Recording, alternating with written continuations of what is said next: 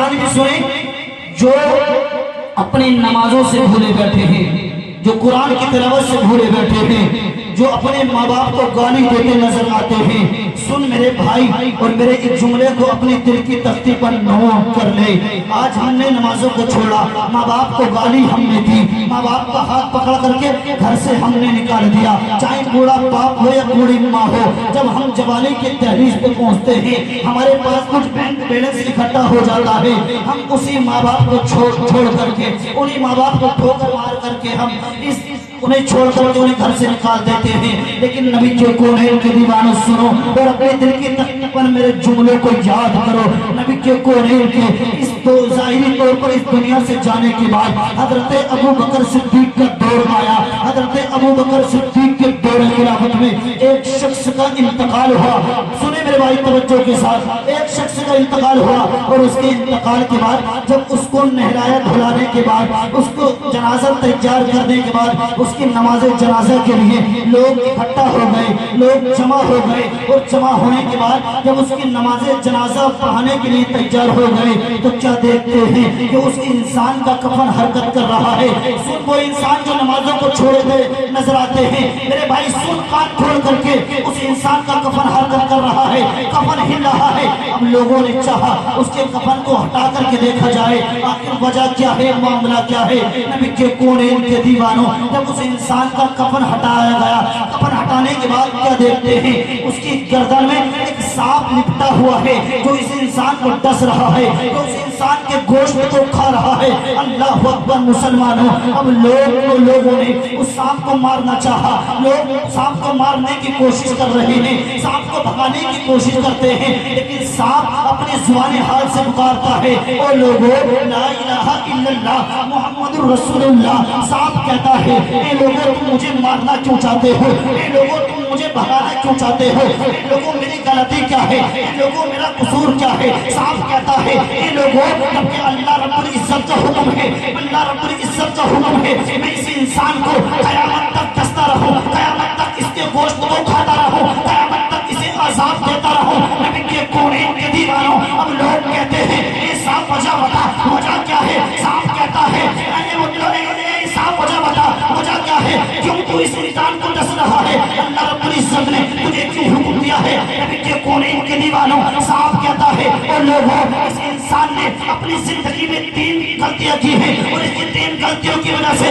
اللہ رب العزت نے مجھے قیامت تک اس انسان کو عذاب دینے کے لیے مقرر کیا ہے، اللہ رب العزت نے مجھے قیامت تک ڈسنے کے لیے حکم دیا ہے۔ اے لوگوں یہی وجہ ہے، اے رمبرا والوں اب ذرا توجہ کے ساتھ سنو۔ لوگ کہتے ہیں ایسا وجہ بتا، وجہ کیا ہے۔ نبی کے کونین کے دیوانوں، سانپ کہتا ہے اور لوگوں پہلی وجہ تو یہ ہے کہ مسجد کے اندر مؤذن پکارتا ہے حی علی الصلاۃ حی علی الفلاح، اے لوگوں آؤ کامیابی کی طرف، اے لوگوں آؤ کامرانی کی طرف۔ اے لوگوں یہ شخص اذان کو سن کر نماز نہیں پڑھتا تھا، جماعت میں شامل نہیں ہوتا تھا۔ لوگ کہتے ہیں ایسا وجہ بتا، دوسری وجہ کیا ہے۔ نبی کے کونین کے دیوانوں، اور سانپ کہتا ہے اور لوگوں اس کی دوسری وجہ یہ ہے، اس کی دوسری وجہ یہ ہے اللہ رب العزت نے اس انسان کو مال دیا، دولت دی، شہرت دی، دنیا کی ہر نعمت سے اس کو نوازا، لیکن اے لوگوں یہ انسان اپنے مال کی زکات نہیں نکالتا تھا، یہ انسان اپنے مال کی زکات ادا نہیں کرتا تھا، یہ انسان پڑوسیوں کے حقوق کو مارتا تھا،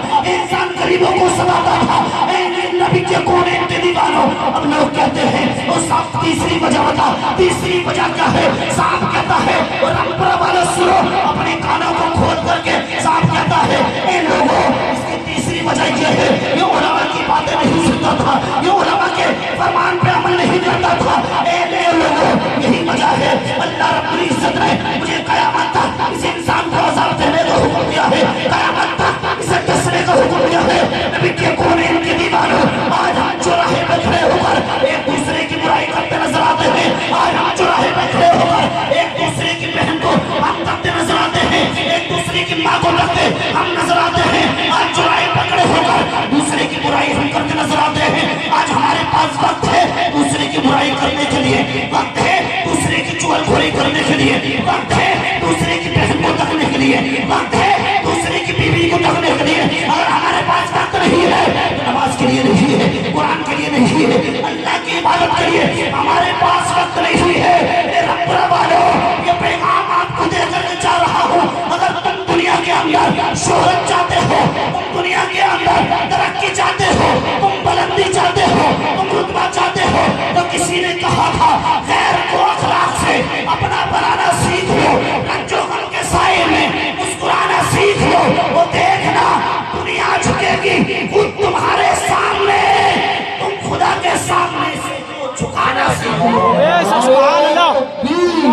नारे रिसालत, या रसूल अल्लाह, नारे गौसियत, या गौस, इश्क मोहब्बत, इश्क मोहब्बत। आला हजरत, आला हजरत।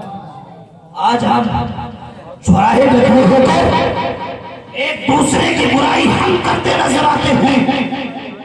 आज चौराहे पे खड़े होकर दूसरे की बहन को हम करते नजर आते हैं, दूसरे की भी बेटी को हम करते नजर आते हैं। यहाँ तक के उसके डर के खौफ की वजह से हमारी बहन चौराहे को पार करना मुश्किल कर देती है, मुश्किल कर देती है। मेरे नौजवान भाइयों में तुमसे गुजारिश करता हूँ, कभी अपने तन्हाई में अपने बिस्तर पर लेटकर अपने गिरिबान में झांक करके देखना,